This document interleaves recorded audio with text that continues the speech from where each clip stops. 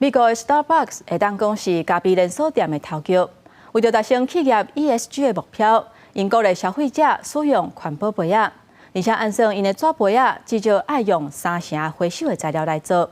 不过目前使用纸杯仔的数量也是真多，也阁有改善的空间。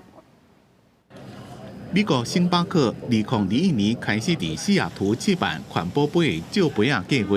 人客只要伫咧星巴克买咖啡的时阵付1美金的押金，就让租借会让重复使用的环保杯装咖啡。星巴克希望伫2030年全面停止使用一次性咖啡杯，因为星巴克大部分的粪扫甲温室气体排放量，拢是来自这款用一遍就单掉的杯仔。We know that if we can crack the code and figure out how to implement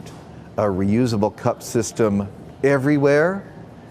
and not have any more single-use disposable cups, everybody will follow and we can change the system. 伫咧2008年迄当阵，星巴克就讲过，要伫咧2015年或25%的人客拢使用环保顺环杯，伊也毋是第一个用顺环杯的连锁店。虽然即马环保意识愈来愈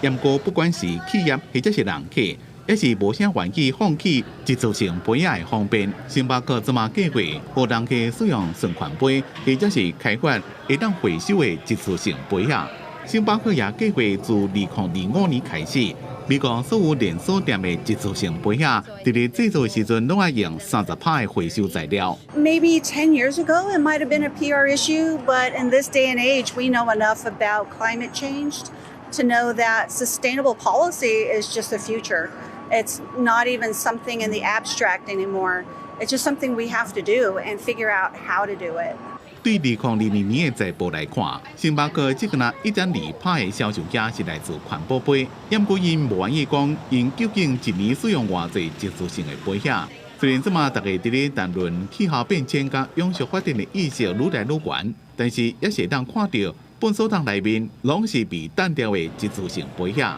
所以环保永续发展也有正长的路爱行。公司新闻沈乐培编辑。